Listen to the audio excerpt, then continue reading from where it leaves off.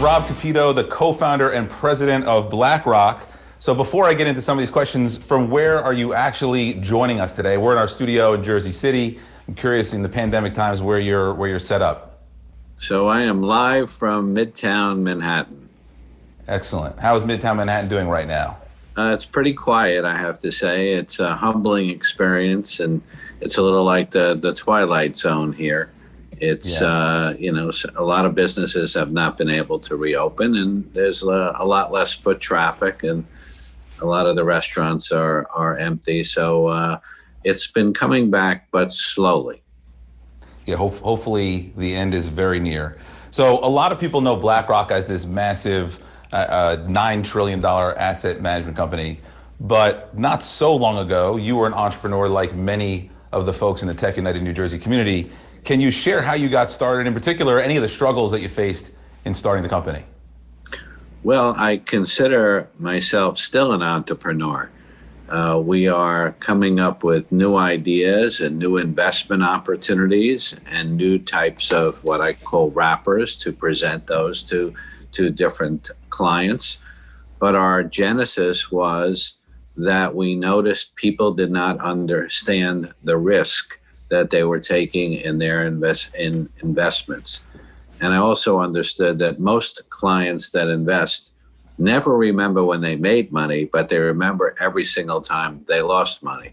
So we came up with some technology that would help people understand the risk and therefore get the type of returns that they would need for the long term so that they could retire in dignity.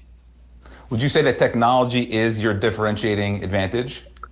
It certainly is one of them. Most people think of technology to provide conveniences for them. And what I would say is to take the friction out of the business. And I find that most companies that figure out where they can take the friction out using technology are the most successful. FinTech was a bit late to the party because social media and many other ways of using technology were much more popular. So when I say friction and taking and being convenient, the people that are listening today don't play trivia anymore. You Google. People don't necessarily drive to the mall and get out and wait in line to buy things. They buy it through Amazon. People don't have huge servers, they use the cloud. So technology is a way to take the friction out of the business and make businesses much more convenient for people to utilize. We did that in the financial sector, but there are many, many opportunities for your entrepreneurs that are out there today to do that. And of course, that's what we're looking for in the applicants of the BetterPlanet Challenge, is those who take friction out of the process of bringing electric transportation to New Jersey and beyond. BlackRock's been vocal in urging companies around plans for a net zero economy. Why do you think this is so important? And what do you think about the role that BlackRock plays in this transition? Well, very simply said, we view climate risk as investment risk. So we have an obligation on behalf of our clients to act in their best interest. So we are engaging in various ESG issues that we believe are included in that. And as large shareholders in many companies around the world, we have an ability to engage companies in a way that others cannot. And there has been so much of an acceleration in clients adopting sustainable investment strategies. So as a result, companies need to know the desire of people to invest with an impact, and therefore they need to prepare for a net zero economy or risk their valuation suffering if they don't act. So we raise awareness and make sure people know that climate has more than one impact, the obvious one, but also it has very significant investment implications.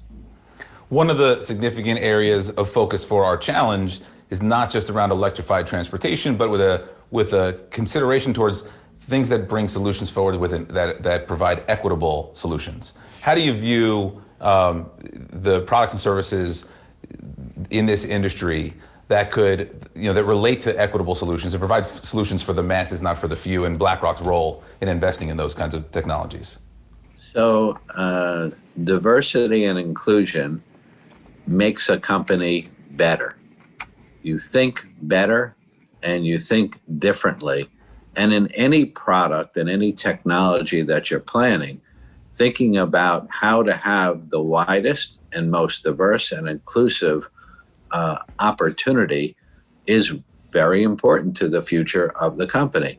And then providing goods and services across the globe to a diverse community is very important. In fact, one of the funds that I would call an entrepreneurial fund that we raised a significant amount of money in recently is to provide funds to minority companies and minority startups, because there are some very, very good ideas that are coming, but it is hard to access money.